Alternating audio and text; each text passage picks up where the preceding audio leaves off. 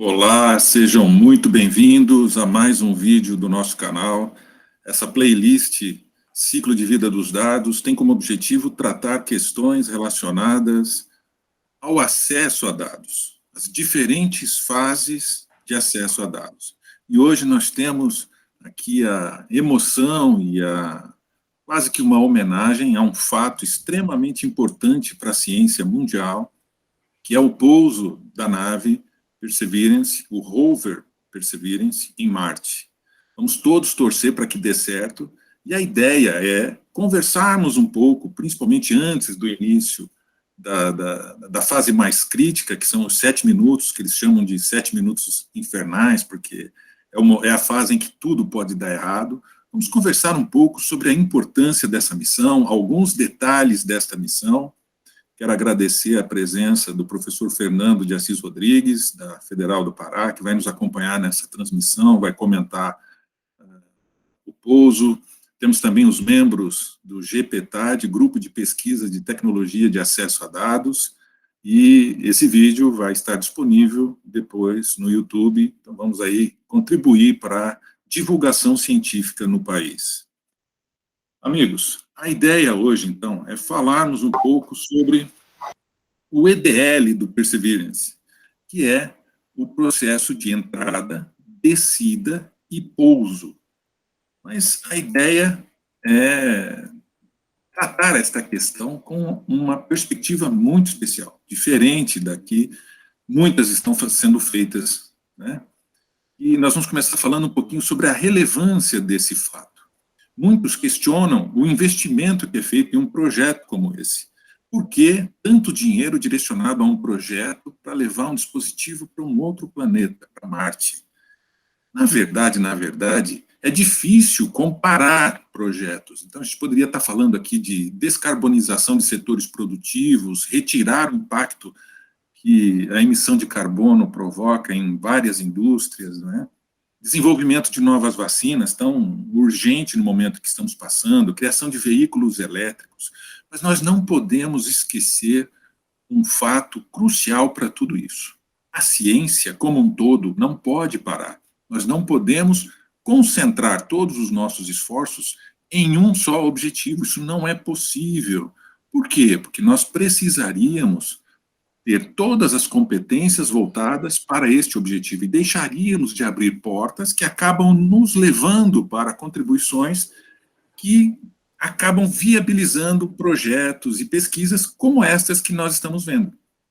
Então, a ideia, quando nós conhecemos melhor esse projeto, é perceber que, inclusive, questões como a descarbonização, essa questão de desenvolvimento de novos produtos químicos e a própria utilização da energia, são questões que emergem, são resultados que emergem da pesquisa feita com outros objetivos, como este, por exemplo. Então, um projeto de grande porte, que consumiu bilhões de dólares e que pode proporcionar contribuições cruzadas. Então, durante o desenvolvimento da corrida espacial, quando tentávamos conquistar a Lua, muitas foram as contribuições que nós tivemos para o desenvolvimento de outras áreas. A computação, desenvolvimento de aviônica, propulsão, uma série de melhorias que, muito melhor do que em épocas de guerra, onde a gente também tem esse esforço concentrado em desenvolvimentos tecnológicos, nós, quando temos um objetivo longo, um objetivo difícil como esse, de colocar um dispositivo num outro planeta, nós alcançamos desenvolvimentos que eram imprevisíveis, ou seja, que estavam fora do escopo inicial de um projeto. Isso, então, deixa muito claro a relevância de um projeto como esse, que hoje passa por uma fase tão crítica, que é o pouso de uma nave que vai coletar dados em Marte, nosso planeta aqui, irmão, vamos dizer assim, né, que causa tanta curiosidade. Mas vamos conhecer um pouco mais deste projeto antes de entrarmos em mais detalhes, né? Deixa eu tentar passar o slide aqui. Então, este é o nosso dispositivo, enquanto ele estava sendo construído aqui na Terra. Ele é um dispositivo grande, pesado, e passou por várias fases críticas, mas hoje ele passa provavelmente mais crítica delas. Tanto que, se você consultar outros países que tentaram pousar lá, somente a NASA, somente os projetos americanos conseguiram tal feito, porque é muito difícil. Vamos continuar a nossa análise agora, pensando em quais dimensões nós poderíamos tecer as nossas análises, né? Dimensão tecnológica, a dimensão política, cultural, social, econômica, são muitas as possibilidades de analisarmos esta tarefa tão difícil, esse projeto tão grandioso. Mas nós vamos nos ater a uma questão que tem sido pouco levantada, a questão da camada de dados, as informações, como é que o ciclo de vida dos dados recebe o impacto de um projeto como esse. Então, nós vamos nos ater à questão da ampliação do nosso campo informacional, a esta possibilidade de ampliarmos a nossa capacidade de coletar dados agora a uma distância de milhões de quilômetros, em um ambiente extremamente hostil, capturando dados que podem ser extremamente úteis, não só para essa corrida espacial, não só para essa missão de um dia colocar o ser humano em outro planeta, mas também para desenvolver tecnologia que nós vamos poder aplicar aqui na Terra. Então, todos esses desenvolvimentos acabam gerando produtos aqui para o nosso dia a dia. E este projeto, ele não vem do nada, ele tem os seus antecessores. Então, nós tivemos o Spirit, o Opportunity, e aqui eu quero chamar a atenção para uma característica muito especial disso que nós vamos acompanhar hoje, que é o processo de EDL, quer dizer, este processo de chegada, entrada, descida e pouso.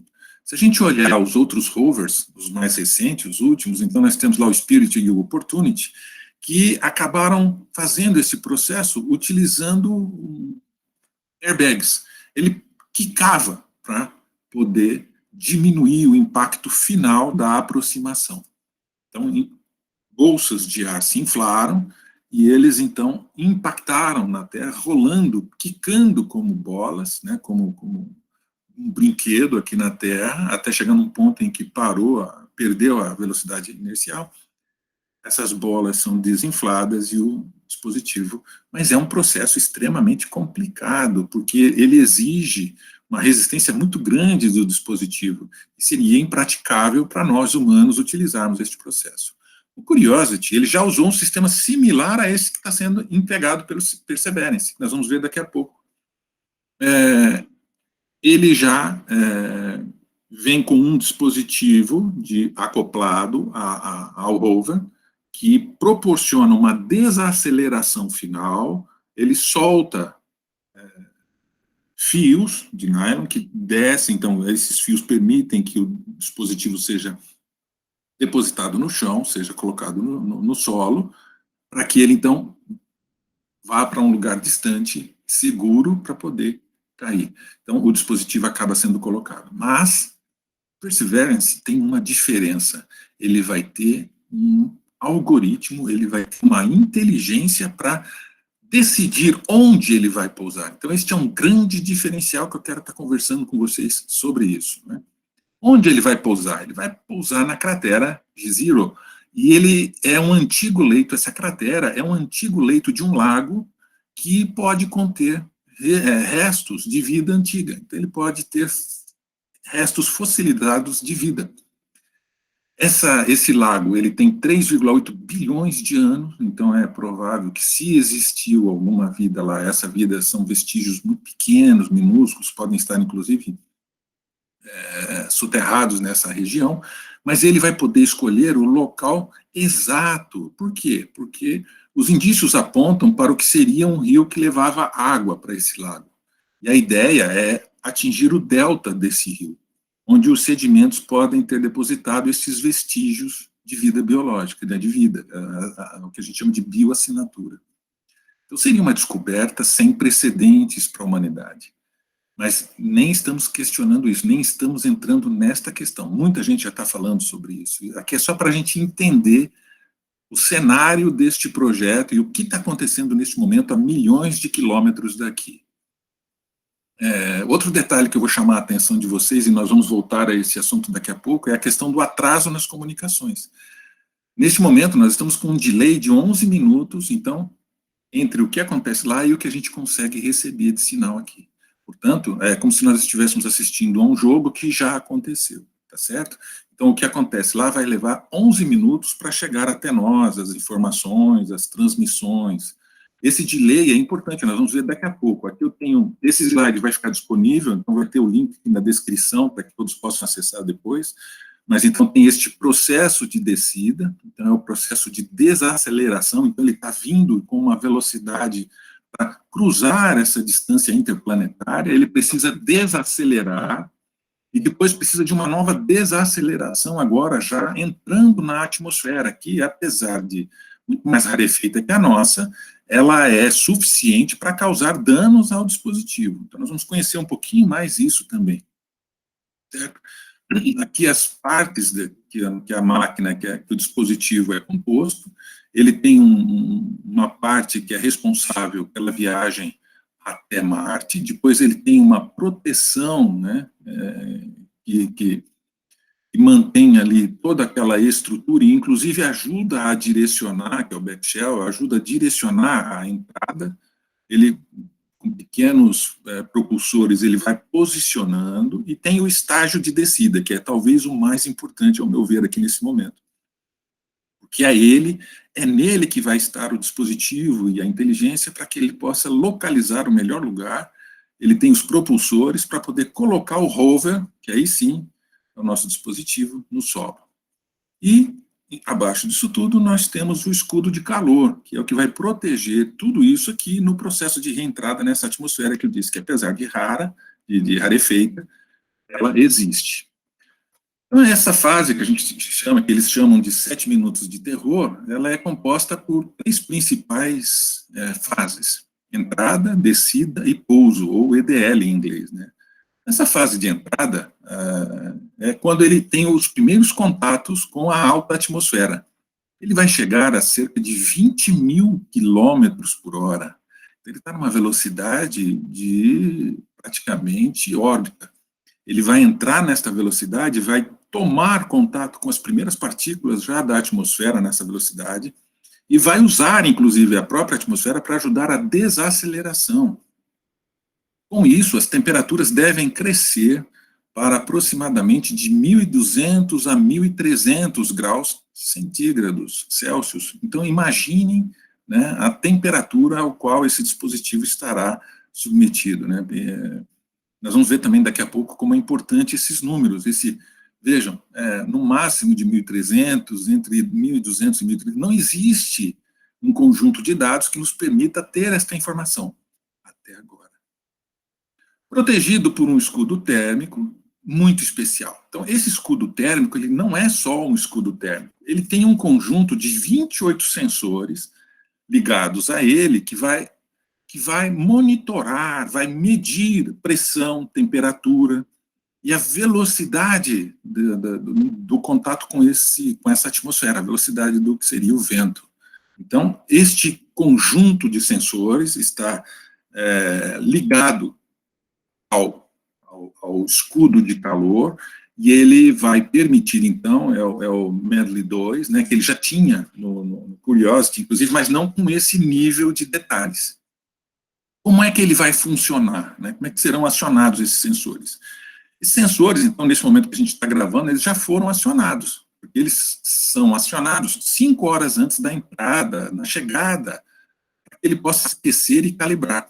Porque ele está numa temperatura do espaço e ele precisa, então, entrar numa temperatura ideal para começar a funcionar. Então, nesse momento, ele já deve estar funcionando, calibrado, e começa a emitir medidas a cada 45 minutos, que vão ser coletadas para monitoramento dessa aproximação do planeta. Então, a cada 45 minutos, esses sensores vão coletar esses dados e enviar para a Terra. Chegando ao ponto -10, ou seja, 10 minutos antes do pouso, os sensores passarão a coletar esses dados continuamente. Olha só que interessante. Todos esses dados, vejam só aqui, todos esses dados serão armazenados no rover.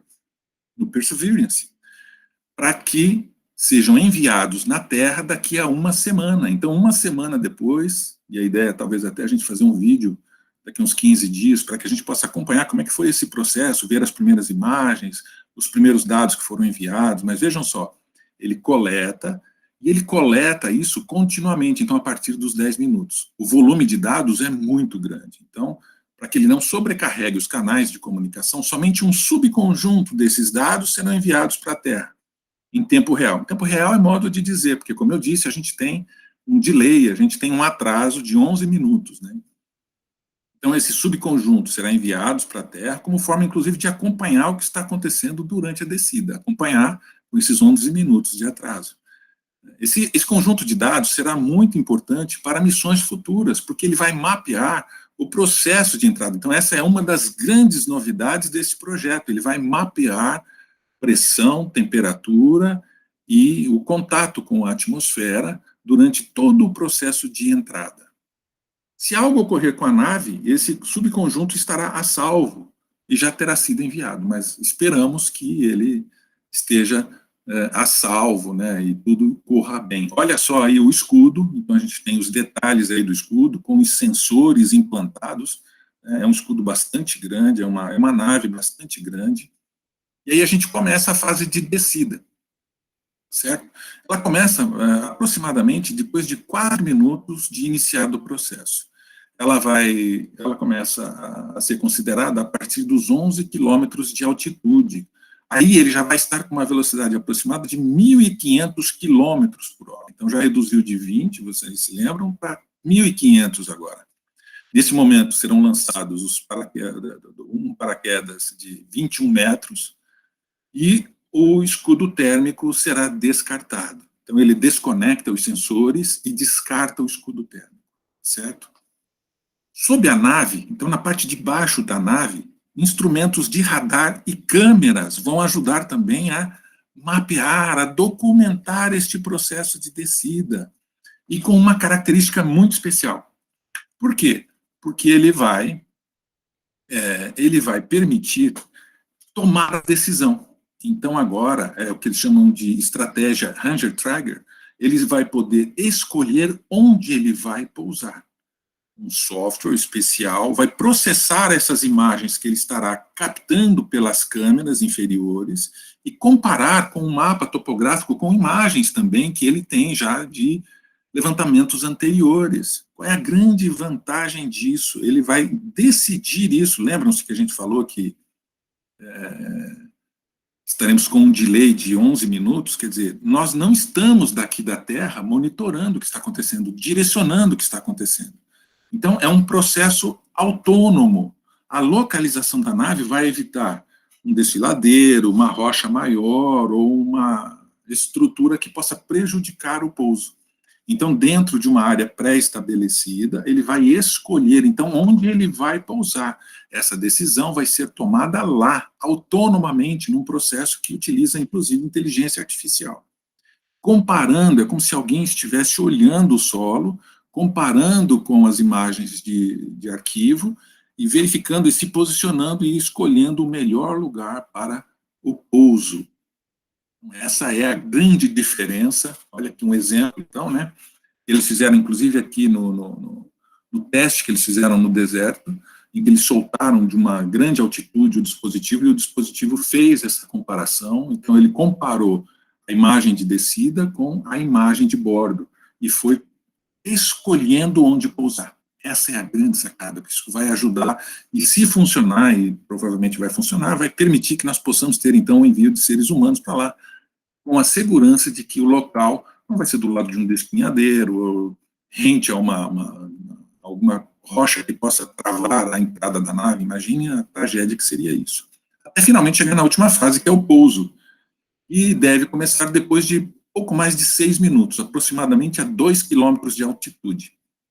Ele descarta aquela proteção externa aí do paraquedas superior, os propulsores do estágio de descida conectado no topo do rover são acionados, ele começa a buscar agora o local seguro, num perímetro de 10 a 100 metros do seu local, de onde ele estava ali.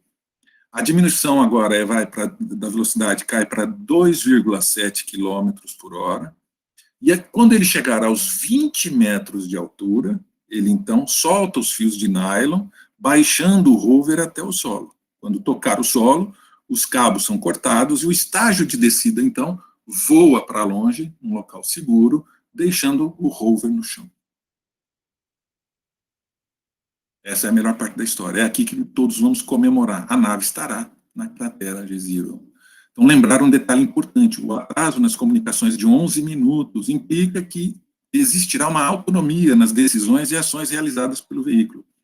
Os dados deste processo de chegada poderão ser utilizados em missões futuras, porque agora nós teremos um mapeamento de todo o processo. E depois do pouso?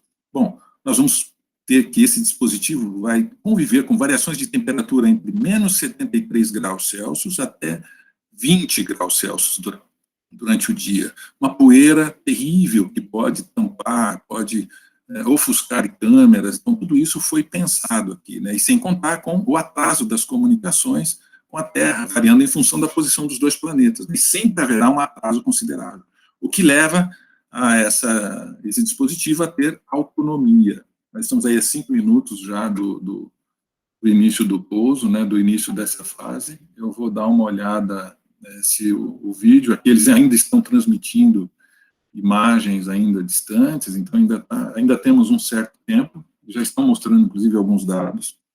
E alguns destaques, então, não é só os dados, né? Não são só os dados que nós vamos coletar na descida, nós vamos ter um conjunto de dispositivos impressionante na nave que vai nos ajudar a ampliar o que a gente chama de campo informacional. Por quê? Porque nós vamos ter agora um conjunto de informações muito interessante, agora já do próprio planeta, né? Então, alguns destaques, né? Uma câmera com imagens estereoscópicas e panorâmicas. Ela trabalha com composições de imagem para identificar profundidade, distância, posição, tamanho, alta capacidade de zoom. Então, nós vamos conseguir fazer análises visuais extremamente interessantes. Uma câmera SuperCam com capacidade de identificação da composição química e mineral de rochas, inclusive comparando com amostras que nós já tínhamos para calibrar, ela vai poder fazer análise desses minerais visual, ela vai poder identificar a composição dessas rochas. Microfones espalhados pelo rover vão indicar situações relacionadas ao clima, então nós vamos ter, estaremos ouvindo Marte, estaremos presentes em Marte, com olhos aguçados e um ouvido bastante preparado para nos levar. Estamos virtualmente presentes em Marte. Espectrômetros que vão buscar por moléculas complexas, que é a assinatura que a gente estava falando, bioassinaturas no solo. Câmara Watson, com imagens microscópicas, resolução de 100 microns, pouco maior que a espessura de um cabelo humano. Então, tudo isso é muito inovador, são os destaques, são dados fantásticos que nós vamos receber se tudo correr bem, se, como esperamos, se a nave conseguir pousar sem nenhum problema, né? Nós temos um dispositivo que, como eu disse lá, lembra que eu falei da descarbonização de setores industriais? Nós temos um dispositivo nesse rover, ele vai tentar converter o dióxido de carbono, que é 96% da atmosfera de Marte, em oxigênio utilizável. Por que a importância disso? Porque esse oxigênio poderá ser utilizado para seres humanos, para que possamos respirar se um dia estivermos lá, e para oxigênio líquido, combustível, para que nós possamos viabilizar viagens de volta, para que nós possamos usar Marte de trampolim. Então é muito importante isso. Como é que ele vai fazer? Ele vai usar eletrólise, ele vai usar corrente elétrica para separar os elementos. E é um teste muito importante para ver se isso funciona em Marte. A ideia é produzir de 6 a 10 gramas de oxigênio por sessão, certo? Então é muito importante isso. Ele vai fazer cerca de 10 sessões de 1 hora nos primeiros 2 anos em diferentes estações de horários, para testar, inclusive, o impacto do ambiente neste processo. Tudo isso vai gerar resultados para a nossa experiência aqui. Todo esse conhecimento gerado vai nos ajudar a lidar com o nosso carbono aqui também. Um outro dispositivo que não é fundamental, não é chave, mas que é importante, é o helicóptero, um pequeno helicóptero de 1,8 kg, que fará o primeiro, se funcionar, fará o primeiro voo controlado motorizado em outro planeta. A atmosfera lá é rarefeita, mas espera-se que ele permita, então, acrescentar mobilidade aos nossos dispositivos. Ele está embaixo do rover, e com o rover se locomovendo, então, ele vai depositar no solo, vai até a frente, e esse dispositivo, então, o helicóptero, vai permitir agora que 2 câmeras viajem pelo planeta com uma mobilidade que antes era impossível. Lembrando, nós estamos com delay, então esse helicóptero também vai fazer tudo isso sem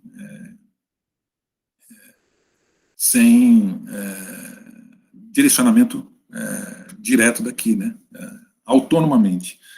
Outra coisa importante, ele vai coletar amostras e vai deixar amostras prontas para uma futura missão que irá recolher essas amostras do solo e devolvê-las à Terra.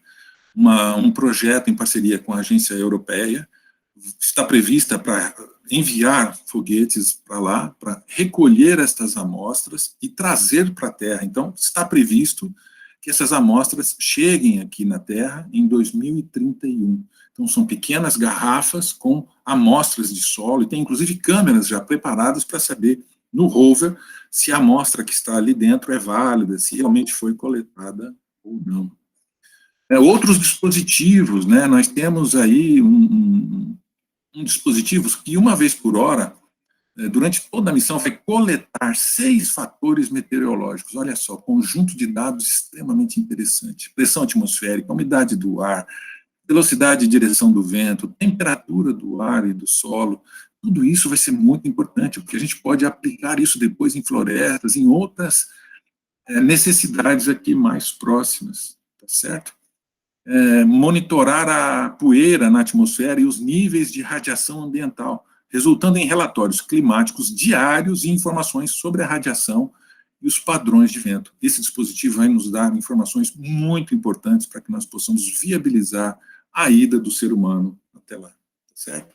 Então, isso é o que eu queria falar com vocês, e eu queria fechar aqui, antes da gente voltar para o vídeo lá, porque a gente já está, teoricamente, entrando no tempo que já devia estar descendo. Vejam um detalhe do acesso. Eu acabei de tirar essa foto aqui do vídeo da NASA, e o centro de controle com as pessoas utilizando informação no papel, né? E não é só um suporte secundário, não, eles usam, vejo que eles usam o papel realmente, né? Então, é um sistema que ainda não foi ultrapassado, tá certo? Vamos lá, Fernando, você pode me ajudar aí com a transmissão? Ricardo. Coloque o vídeo, Fernando. Acabou de pousar. Maravilha! Então, comemorando o vídeo lá. Comemorando. Deixa eu colocar aqui o vídeo. Pronto. Acabou de pousar, deu tudo certo. Que bom. Aí, estão comemorando. Pousou no final da sua fala. Por favor, Fernando, comente, então. Bom, olá a todos. Satisfação estar aqui com você, Ricardo, para falar de algo que tanto nos cativa, que é essa questão da exploração espacial, não deixa de ser. E eu venho só para complementar, falar um pouco aqui sobre essas questões que você levantou, né? Já que isso aqui é um debate temático, né? A gente não está debatendo aqui as questões de fundo no sentido do objetivo da missão, e sim das questões ligadas ao campo informacional, né?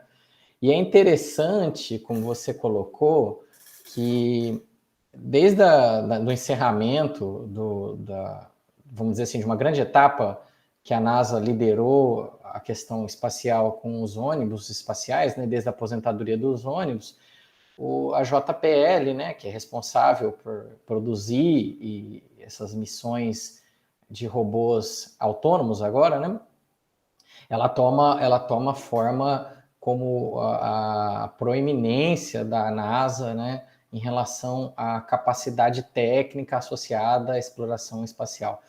A JPL hoje talvez é a queridinha da NASA nesse sentido. Mas mesmo a JPL, bem colocado no final da sua fala, hoje a complexidade é tal da necessidade de tantas variáveis serem coletadas que não há mais a possibilidade da NASA trabalhar com aquelas parcerias que eles faziam até os ônibus espaciais. Fernando, desculpa te interromper, acho que eles estão mostrando as primeiras imagens.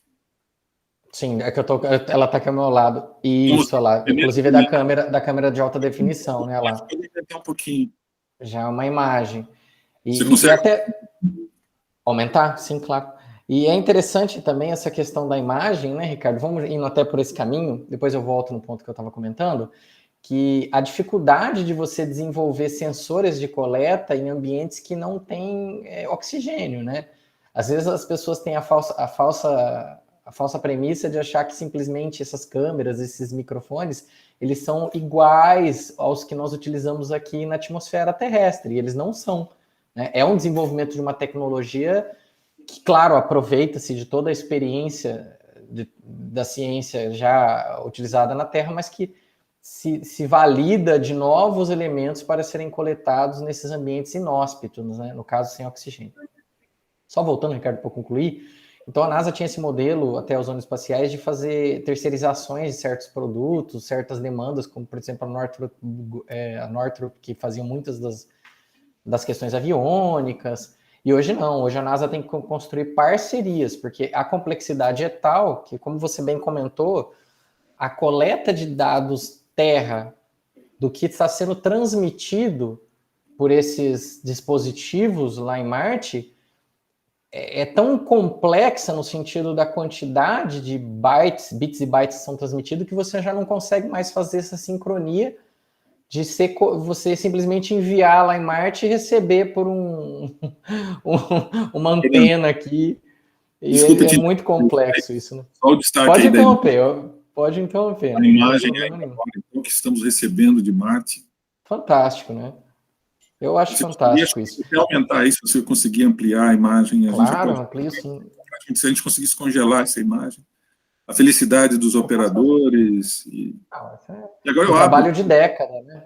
É. Trabalho de década, né, Ricardo? Deixa eu só concluir rapidamente, Ricardo, um ponto que eu ia falar. Então, essa questão da coleta de dados é interessante, porque da Apollo, onde era feito via UHF, essa transmissão praticamente analógica, até chegarmos a essa questão de um processamento local, e vocês imaginem como que deve ser você ter que enviar um computador de alta performance que não pode falhar e muito menos esquentar, e tem que ser de alta performance, e o envio para a Terra, no caso dessa missão, nós estamos falando aí de 70 anos, 60, 70 anos. É inacreditável para a população em geral a forma que isso vem sendo desenvolvido em escala exponencial, né? É fantástico. Perfeito, Fernando. Obrigado pela sua fala. Eu queria abrir agora se algum dos que estão aí nos acompanhando do GPTAD, que é um grupo que pesquisa acesso a dados, tem alguma questão, alguma coisa que queira colocar, algum comentário?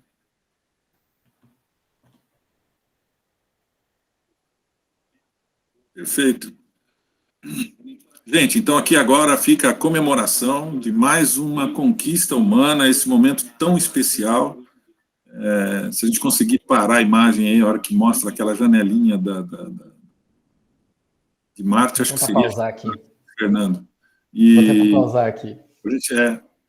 Para a gente poder, esse momento tão especial e tão marcante aqui da tecnologia, para que a gente possa comemorar e pensar em novos passos. Aí, pessoal, não tem preço isso. Deixa eu tirar o som aqui. Ô, Ricardo, antes de a gente terminar, deixa eu só concluir duas coisas, como foi muito rápido, que eu queria, para até acrescentar um pouco na sua fala. Acho que tem duas questões que a gente às vezes não enxerga e que é muito interessante da exploração espacial. Os tubetes que vão ser colocados às amostras, os tubos de ensaio. Os tubos de ensaio, eles foram trabalhados aqui na Terra para não ter nenhum tipo de contaminação. Então, por exemplo, não ter o dedo, parte da nossa gordura que acaba colocando DNA e RNA, não ter componentes biológicos da Terra para poder receber a amostra, que pode ser que chegue, né? Vamos ver na próxima década que venha pela ESA, né? E isso, por exemplo, tem tudo a ver com a questão, por exemplo, de limpeza, de esterilização de ambientes hospitalares. Então, às vezes as pessoas não fazem esse link da expertise, do conhecimento científico que que é adquirido quando a gente está na ponta, né, da ciência, quando a gente está rompendo esses elementos, e que pode ser aplicado numa situação aqui. Então, por exemplo, o Bill Gates fez uma fala que ele, contestando um pouco isso, que a cabeça dele está na Terra e não em Marte.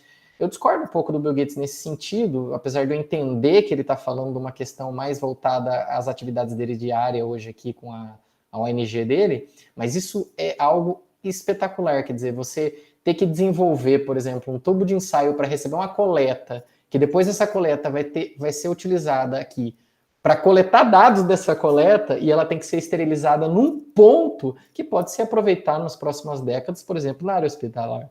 Isso é fantástico. E o segundo ponto para fechar, às vezes a gente também não enxerga, olhando por fora, a ruptura das questões, por exemplo, de processamento de dados. A coleta de dados para fazer um pouso nesse nível, ela tem que ser feita on the fly, literalmente, no voo, né? Ela tem que ser feita a coleta e o processamento local no voo, né? Desculpa o trocadilho, mas é no voo. E isso parece fácil, mas isso tem sido desenvolvido por várias entidades, vários grupos de pesquisa, para chegar a esse momento de você reconhecer um local completamente computadorizado, reconhecer padrões na coleta de dados imagética, e poder escolher e determinar o melhor local para o pouso de um equipamento feito por humanos. Isso é algo impagável. Perfeito, Fernando. Obrigado pela participação. A gente tem alguns comentários aqui. A Débora Fontinelli está comentando se seriam dados brutos recebidos sem interferência humana. Sim, Débora. Na verdade, inclusive a fase do descarte lá, né? A identificação de quais dados podem ser remetidos e quais dados devem ser armazenados lá. É um ciclo de vida cujo detentor é um dispositivo que está a milhões de quilômetros de nós. Então, é a coleta, o armazenamento e a disponibilização, quer dizer, a fase de recuperação, que é o envio para a Terra, toda ela feita de forma automatizada, já que nós estamos com um delay, então tudo que acontece lá, ele é previamente estabelecido, mas realizado com autonomia. Então, muito bom. Parabéns a todos por essa... Vamos comemorar junto hoje, então, aí mais uma conquista. Vamos parando por aqui e lembrando que o canal é para divulgação científica, então eu espero comentários, dicas, sugestões e compartilhem. Vamos ajudar na divulgação científica tão necessária para o país, né, e tão deixada em segundo plano. Um grande abraço a todos. Esse vídeo vai ser postado daqui a pouco, então ele foge daquela sequência de sextas-feiras, mas vamos acompanhar o canal aí, eu conto com a colaboração de todos. Um forte abraço e até o próximo vídeo.